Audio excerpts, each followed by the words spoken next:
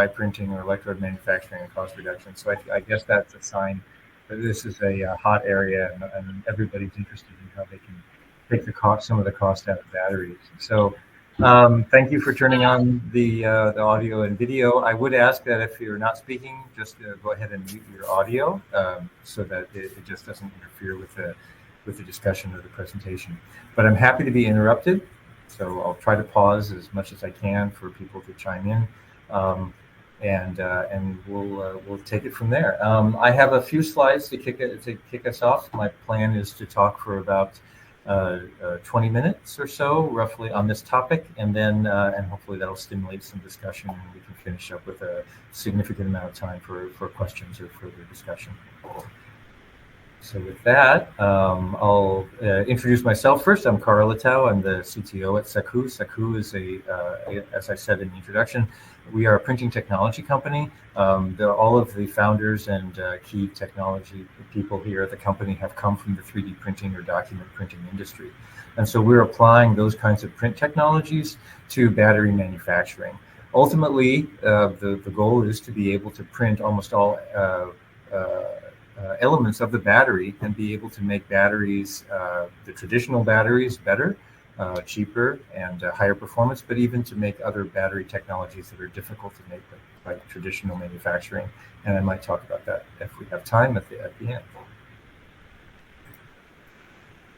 Just a quick check. Everyone can hear me and see my screen, I presume. Yes? Good thumbs up? Yes. Okay, great. Thank you. So I wanted to give a little bit of an introduction as to what are the short-term interests in print technology and what it can actually bring to manufacturing process. One of the immediate benefits of printing is to be able to get rid of some of the costly elements of battery manufacturing.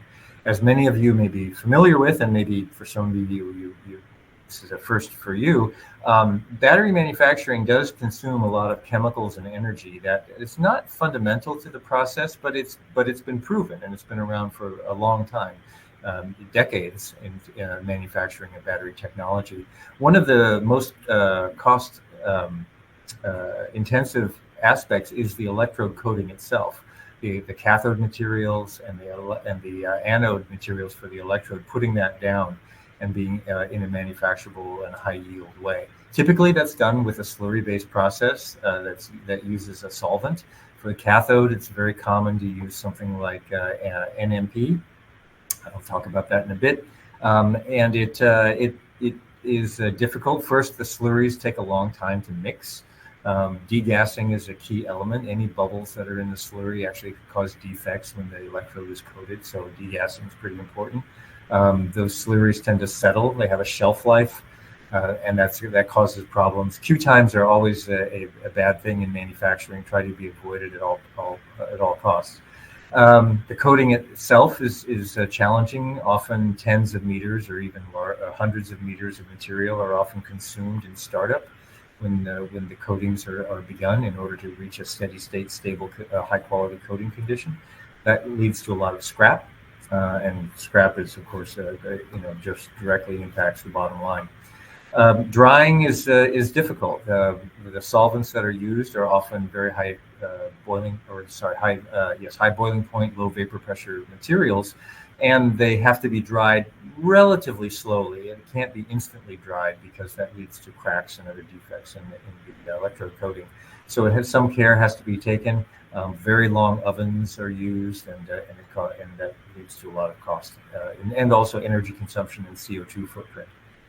And then the solvents, NMPs, is toxic solvent. It has to be reclaimed, and then so it has to be condensed out of the drying system, and then that has to be purified and then reused again. Dry mixing and dry coating takes a lot of that out. The mixing operation generates something, a dry powder. We'll talk about that in a bit, which has a very long shelf life, essentially unlimited shelf life. The material is more easy to reuse. Scrap is a lot lower, and obviously not having the ovens and solvent recovery leads to cost savings. In addition to that, so there's some aspects of the battery that can be improved. Ultimately, at Sakuu, we're interested about enabling fully printed batteries. This is what we consider to be the first step, the one that the industry is ready today to implement. So I'll just step through the battery manufacturing. So this is a very simplified view of the electrode coating and battery manufacturing. As I said, the raw materials are usually mixed into a slurry. So say in a cathode material, you might take NMC, mixing it with a conductive material and a binder in a solvent like NMP, and then that is formulated, and then it's cast. Slot die coating is a typical method for coating it onto the roll. These are fairly fast operations in tens of meters per minute. That material is then calendared and dried in order to both remove the solvent and then to densify the material for the high energy density and the good battery performance. And then subsequent process steps for cutting the electrodes, assembling the cell, sealing it, filling it with electrolyte. I'm not going to talk about those latter portions of the process. So in the slurry mixing, as I said, it has a lengthy mixing process. Degas is really important. I talked about that. Coating and drying, right? NMP and methyl 2-pyrrolidone is a common solvent. That's because it does dissolve the typical binder, which is PVDF on the cathode side, sometimes on the anode side as well.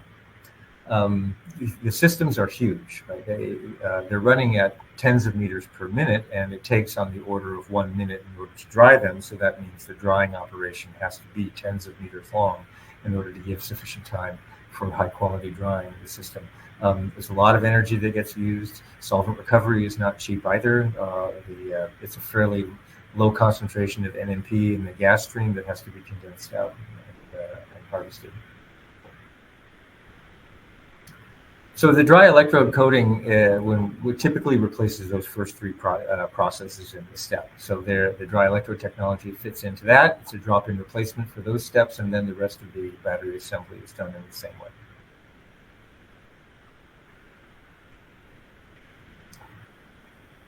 So at Sakuu, we have our own approach for this technology. I don't see the slides being updated.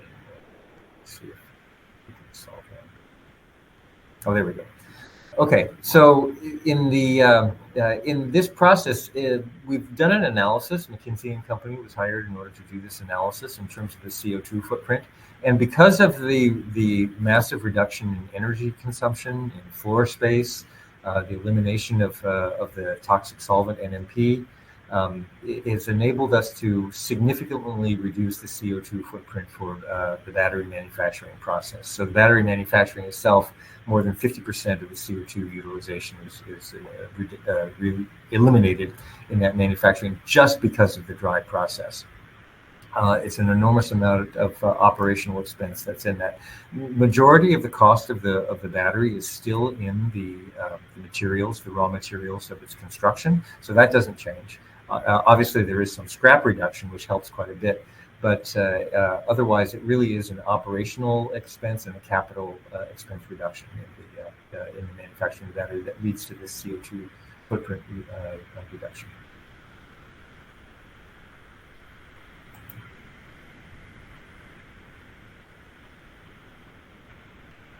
So here's an example. This is a little cartoon of what a wet coating line looks like. It really is enormous. I mean, these are little tiny people here.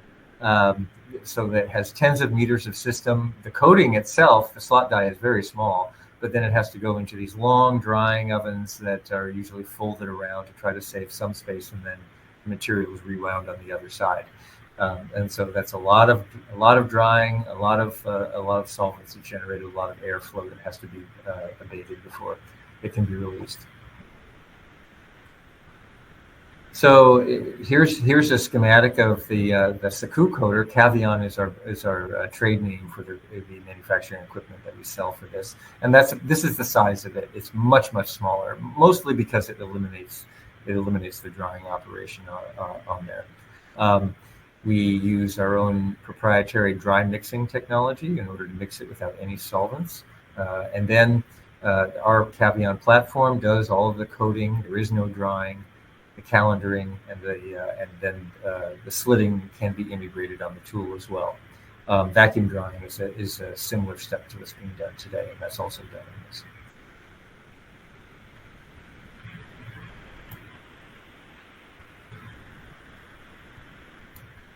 A dry electrode coating technology, there's a lot of people doing it. As I said, 24M is talking about it. Theirs is not quite dry, but it does eliminate the NMP solvent use. AM Battery has a technology for this as well. It's very similar to what on this chart here. I took this from a review article talking about different dry coating technologies, and it's a useful primer to talk about how people are attacking the problem today. The top, well, all the way on the left side of the image is the mixing technology itself. There's our number of mixing technologies where the materials can be dry mixed. Ball milling is pretty common. You see that a lot. Other kinds of high energy mixing technologies are used in order to actually distribute all of the different materials, all of the conductive materials, the cathode active material, and the binders inside. The top image in the middle here, this is representative of what people are calling the Tesla Maxwell process.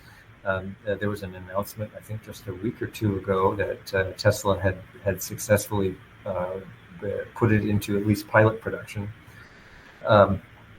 And this is using a particular aspect of PTFE, essentially Teflon, in order to make a material completely dry. When PTFE is subject to high shear environments, it can undergo a phase transformation into a fiber-like state, what people call fibrillization of the material. And by doing that, it makes a material that then is bound together by these PTFE fibers. The conductive material is also distributed in and among that network. And after these high shear extrusion-like steps, it is then laminated onto the copper or aluminum current collectors, depending on whether it's the anode or cathode. It has a lot of strengths. It makes a very high loading material. Energy density is quite good. Power performance is actually quite good too. The porosity is reasonable and has fairly low tortuosity, meaning the ions can get in and out of the electrode quite well. It does have some weaknesses. It's dependent upon a specific quality of one binder, and that is PTFE. That could cause some problems down the road. There are a number of jurisdictions that are interested in reducing fluorocarbons, especially perfluorinated materials like PTFE, and EU has actually proposed a ban on that material. So that's going to be an issue. One disadvantage on this that isn't on this list, that PTFE Teflon-like materials are probably one of the more difficult materials to have in batteries if you're interested in reclaiming and recycling the materials. They're very difficult to eliminate through thermal or chemical processes. The high pressure and high shear environment can sometimes damage the cathode active materials. The cathode active materials are usually secondary particles of aggregates of primary particles, and sometimes those secondary particles can be crushed in those environments. Typically, there's an adhesive that's used that's applied to the current collector before the lamination. That can be relatively thick, many microns or even 10 microns, and that can reduce the energy density of the battery. But obviously, there is a lot of merit to this technology, and Tesla's announcement was pretty exciting. There are some extrusion-based technologies that you'll see as well, where the materials are more or less similar to what's being used today. So carbon blacks for conductors, cathode active materials, as we're all familiar with, and then PTFE binder, for example. But instead of suspending them in a solvent, they are heated to their melting point and then extruded through a series of extrusion rollers into a sheet that's then laminated.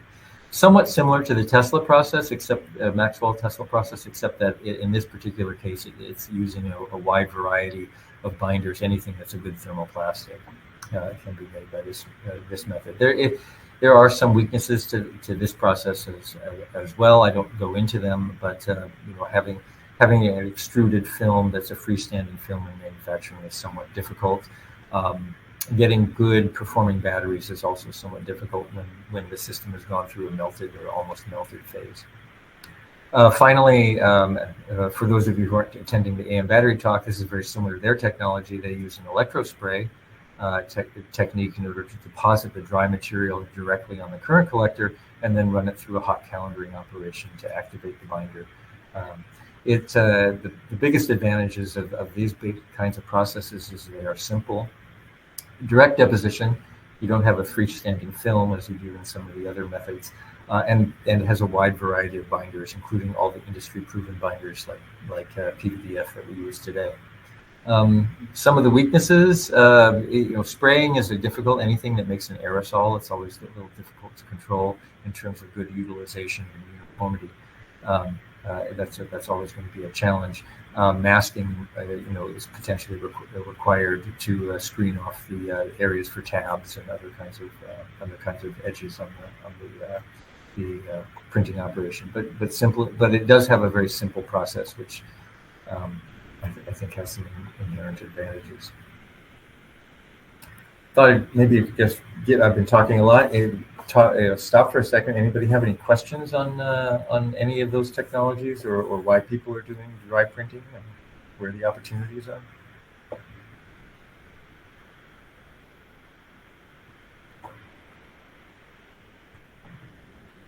If not, I'm happy to. Hey, Karl. Yes, go ahead. Hey, how you doing? Sergio Herrera here. Hey, Sergio. I have a question because I was fighting a little bit of the connection here. What do you do for dust hazards at the front end of this process?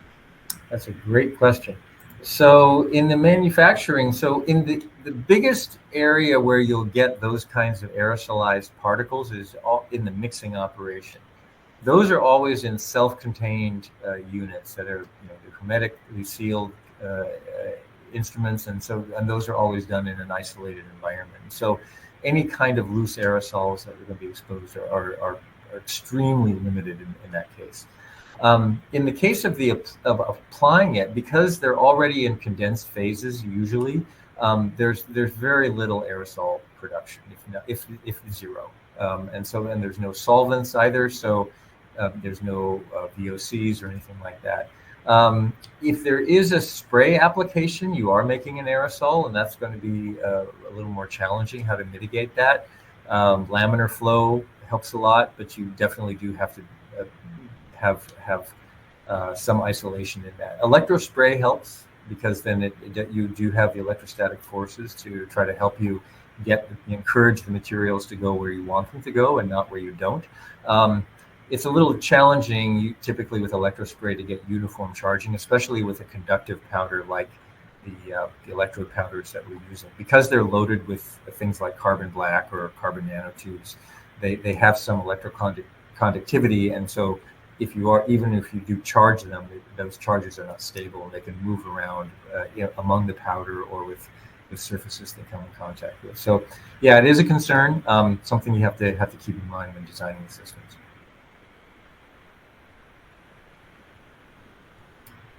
Any other questions? Yeah, I was interested on really exciting technology, and I was just wondering if in Asia is this technology being promoted or commercialized, or is it something that is mainly in the U.S. For the U.S. market? So that was my question. Okay, I'm having a little trouble hearing you through the audio connection, but I think you were asking if the commercialization status of this technology. Yes, whether it's going correct. to be available just in the U.S. or worldwide. Yes. Right. Yeah. So obviously, in general, Tesla has been working with some suppliers to commercialize it. So they are, definitely putting it into at least pilot production. For the remaining technologies, they are in development, as far as I know, for all the other companies. I can speak more strongly to ours. We are already working with battery manufacturing partners around the world in order to scale up the process. The fundamental process has been demonstrated on the pilot manufacturing, kind of the proof of concept stage, and the first manufacturing capable tools are in development right now for release starting next year. Okay. Well, thank you. Yeah, sure, no problem. Okay, so one of the things that is kind of implicit in this technology development is at the end, it has to make a good battery. No one is going to accept manufacturing simplicity if the batteries that are being made actually have inferior performance. And so that's one of the key metrics that has to be done in this case. Everybody wants a cheap battery, but nobody wants to sacrifice anything in battery performance. If anything, it has to be better. In order to do that, it's a more challenging printing requirement than what you would get in a document printing or 3D printing. We have to make the device. It has to be productive, uniform, has high energy density, but it also has to perform well in the battery. It has to last just as long, and of course, it should be a cheaper manufacturing process overall. In order to do it. To do that, we have to combine not just the printing technology and the process technology and the equipment that goes with it, but also the materials science and the electrochemistry, so that these batteries actually function as world-class batteries. And so that's a bit of a challenge, and it means that we have to have a multifaceted technology development team, which we have at Sakuu. So the way that we formulate the electrodes here, and I believe that anybody who does the dry powder formulation is doing something similar, is to mix the materials together in some fashion. So the cathode active material, whatever conductive additives are being used, carbon blacks are very common, and whatever binders being used in order to make a dry powder. I've heard of some dry powder manufacturers for their dry print technology do use some solvent in this stage. That solvent is usually eliminated before it's applied to the electrode, to the current collector. That's not true for Sakuu technology. We've have developed a process that's completely dry from the beginning, so there's no solvent anywhere in the process. Nevertheless, the advantages of dry printing could be achieved even if there were some solvent early on in the manufacturing process, as long as that amount of solvent was kept at a minimum.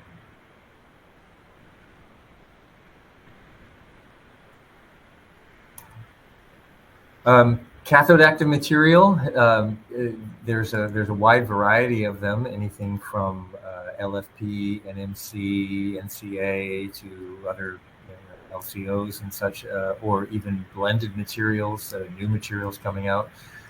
Binders are typically fluorinated binders, such as PVDF, although other binders can be used in some of the processes. Conductors, different versions of carbon black or carbon nanotubes can be used. These are formulated together in some kind of mixing operation. I've introduced a couple of them, some high energy mixing operations such as ball milling.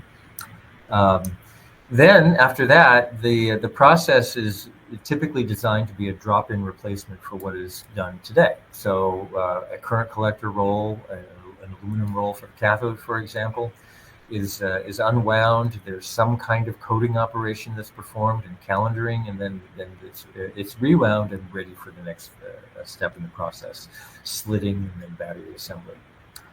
In the case of the Sakuu approach, in our Kavian 2000, again, that's our trade name for a manufacturing tool that does this. We do direct deposition on the current collector, and so we never make a freestanding film and then laminate it. So all of the processing is done directly on it. It's based upon 3D printing technology, and that's the expertise, the technology comes from the company. So it's very similar to what people are doing in powder bed technology, where they use powder bed recoders in order to put down new powder on powder beds for 3D printing. In this case, it's not really 3D printing, we're just doing a single layer, but we use the same kind of direct deposition technology to coat that on the current collector. And then during a hot calendaring operation, we activate the binder. All these binders are thermoplastics. and then by heating them, it activates that binder. It activates both the cohesion of the particles to each other and also the adhesion to the current collector. And then once that's done, then we rewind it, and it's ready for the next step in the manufacturing operation. Because we do direct deposition, we're getting almost 100% material utilization, and so that there's no masking or anything like that. And because we're using the same kind of binders and conductive additives that people are using today, the electrode performance is equivalent to what people are seeing in the wet processing. We were able to do a fairly wide thickness range, anything from 40 to several hundred microns. It's the thick end of the range is kind of fun to think about, because since we're not doing solvent evaporation, thick electrodes can be binder activated and fabricated just as easily as thin ones can. While in the case of thick wet casting, it's difficult to get to dry them effectively without defects.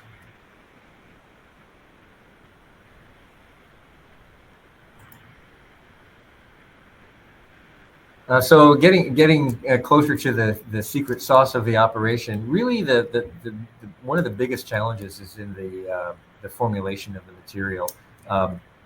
As you saw for the Tesla Maxwell process, based on PTFE fibrillization, is dependent upon a particular aspect of PTFE itself, which isn't easy to reproduce in other binders. Our approach at Sakuu is to take the materials that are being used today. We do not introduce any additives or any other materials into the manufacturing process. If our customers are using, for example, LFP and PVDF binder, and say one version of carbon black like C45, that's what we use. So we blend those materials in a proprietary way in order to make a powder that can be printed. And by printing it in this particular case, I mean coated. We're not actually doing any kind of arbitrary patterns on the substrates at this point, because that's not what our customers are doing. We're doing the same kind of intermittent coating or continuous stripes as they're doing today, and so that's what you'll see, and what you see in the images here on the right hand side. In order to make a powder printable, it has to have certain rheological properties. It can't be too cohesive, and it cannot be too flowable. Otherwise, it's difficult to actually integrate in a print technology. So we blend the material in a particular way in order to make a material that we call flowable, with enough cohesive energy that it actually can form a continuous uniform layer on the substrate. We're able to do it with a wide variety of cathode materials. We've done the NMC and LFP and NCA so far. Our customers and partners have approached us with a lot of different materials with different kinds of morphologies, and we've been able to blend printable material with all of them so far. Obviously, certain morphologies will be more challenging than others, but at this point, we haven't found anything that we cannot print. If you don't do it correctly, it's difficult to cast these materials. They're too cohesive. They aggregate too easily. They form many defects, and they don't make uniform coatings. Obviously, when we do it correctly, we can get very uniform coatings that spread evenly, and we can reach the uniformity and battery performance targets that our customers need.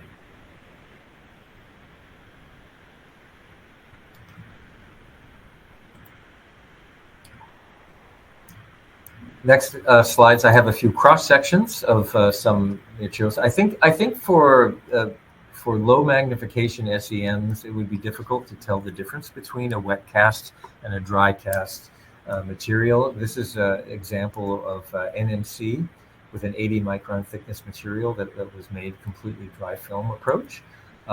It's just two different illuminations on the SEM. And it can make as dense or as porous a material as the customer requires. It's all dependent upon the level of compaction. So if very high compaction, we can make porosities as low as 20 to 25%, maybe even a little lower. And then we can make very low porosities, 50% porosity or greater, depending upon the level of compaction. And obviously the battery performance changes depending upon the level of compaction. But it's very similar to what's done in wet processing as well. This is a plan view of the same battery electrode. Karl? Yes. A quick question. Are you using defect detection similar to the, roll-to-roll coating industry, like Dr. Schenk or some of that, technology, or how are you doing defect detection in process?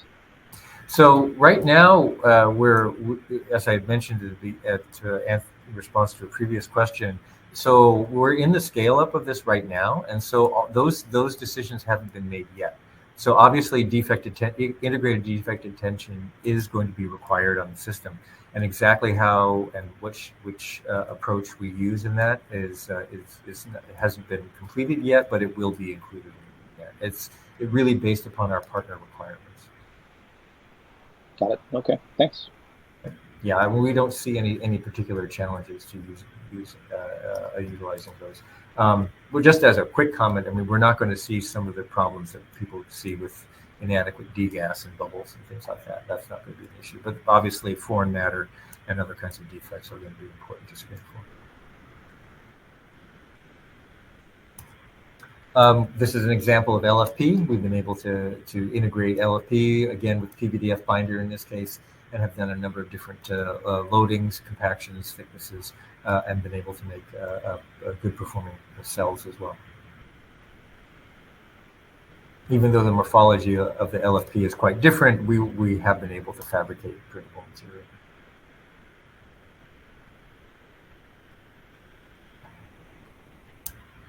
One of the first things that we worked on was to show that they were world-class batteries, and so was very important for us to actually fabricate cells early on in the development of the technology to make sure that the batteries worked as well or better than the current state-of-the-art technology using wet cast materials. This is an example where both the anode and the cathode were printed with dry powder technology. 4 milliamp hours per square centimeter loading on the cathode side, and these particular cells, these are just two very similar cells recycled. About 900 cycles at this point. I think we've exceeded 1,000 by now, and the behavior is very similar to what we see in the wet cast electrodes.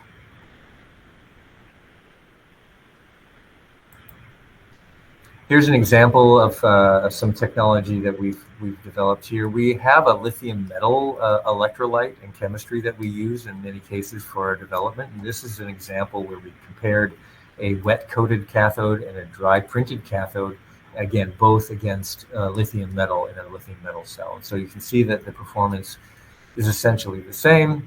We see some variation in cell to cell, but they both can achieve the 1,000 cycle life that we're seeing today. There is a small change in the performance, in the rate performance. I actually don't think I included that slide in this set, but because the dry printed cells have less tortuosity in the binder, that we actually see a lower impedance to ionic transport within the electrode itself. And so the discharge rate performance of the cells is actually quite high. And we can see 8C, almost 10C discharge rates, especially in the lithium metal batteries, which is difficult to achieve in the wet cast cathodes. And that's just a function of the electrode coating. Here's a direct comparison of wet and dry cathodes with a commercially available graphite anode. And again, they're very similar performance, normalized to 100% retention. We get very similar discharge curves between the wet and dry. So the batteries work as well as they do in the wet cast, and that's an absolute requirement. Without that, we wouldn't be able to commercialize it. Oh yeah, and as I mentioned, for fun, we've done some really thick coatings. Here's an example of 600 micron LFP that we did in house. Because there's no solvent, we don't have to worry about drying and extracting the solvents, and so we can make these electrodes as thick as we want. As you can see, they're fairly stiff. We can pick it up with a tweezers here. I mean, this is a challenge when doing anything in very thick electrodes. The flexibility is not there, which you would normally see. This is true of anything.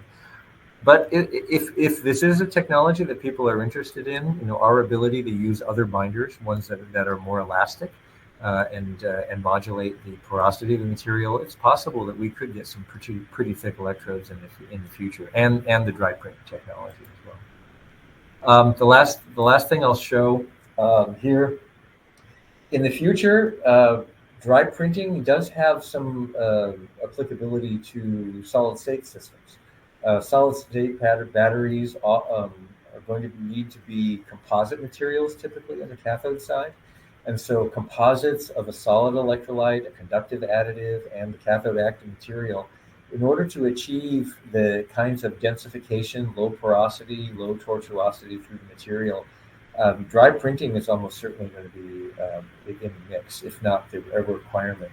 Sulfide systems, for example, get much better thermal conductivity when they're not done with solvents. There's a number of advantages. I took these from a recent review article I have referenced down here that looked at different technologies and how dry printing might be useful for solid state systems. So there's a lot of extensibility of this kind of dry print technology, and it's just not a one-trick pony where it's going to be used at one node of the battery manufacturing. It will have legs to continue both lithium ion and eventually other chemistries and solid state systems. And that's basically what this slide has. So. Is there a question? Yeah, thanks for the talk, Karl. You sort of touched a little bit on it. I was curious, obviously, there's going to be implications also, but have you guys seen any success using conversion materials? We've got a volume expansion, because I imagine that the fibrillated binder creates some challenges when you're densifying and then trying to accommodate volume expansion of like silicon or sulfur, for example. Okay, yeah. I was having a little trouble with the audio. I think you're asking, like, for fibrillized solid state systems, is it a challenge to handle these very large expansions during charging and discharging?